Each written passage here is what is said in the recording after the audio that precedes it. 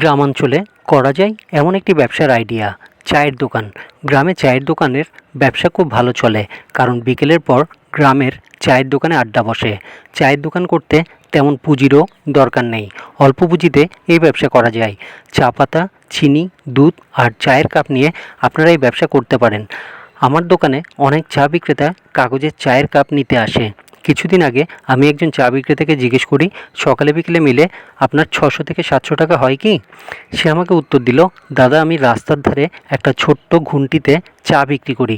বাজার খারাপ থাকলে 300 থেকে 350 টাকা হয়, আর বাজার ভালো থাকলে 500 থেকে 700 টাকা হয়ে যায়।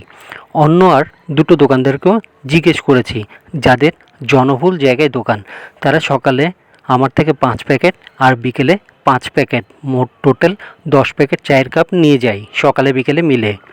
10 প্যাকেট বলতে 500 পিস, এক প্যাকেটে 50 পিস করে কাগজের চায়ের কাপ থাকে।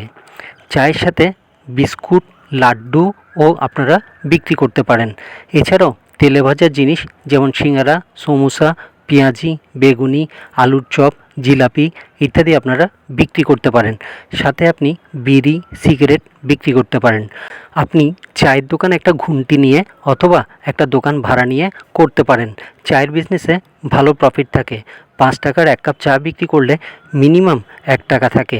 মিনিমাম আপনি 500 থেকে 1000 টাকা লাভ করতে পারবেন যদি আপনার দোকান একটা ভালো জনবহুল জায়গায় হয়ে থাকে। চায়ের দোকান করতে বেশি ইনভেস্টমেন্টেরও দরকার নেই। দুধ, চিনি, চা পাতা আর চায়ের কাপ সকালে বিক্রি করে আবার বিকেলের জন্য কিনতে পারেন, আবার বিকেলে বিক্রি করে সকালের জন্য কিনতে পারেন। পুঁজি বেশি হলে তখন একেবারে কিনতে পারবেন। কিন্তু চায়ের দোকান অবশ্যই জনবহুল এরিয়াতে হতে হবে।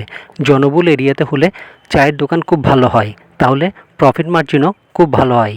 বন্ধুরা, এই ভিডিও দেখে যদি আপনাদের একটু উপকার হয়ে থাকে তাহলে অবশ্যই লাইক আর শেয়ার করবেন, আর অবশ্যই সাবস্ক্রাইব করে পাশে থাকবেন, যাতে পরবর্তী যে কোনো ভিডিও আপলোড করলেই নোটিফিকেশান চলে যায় আপনাদের কাছে।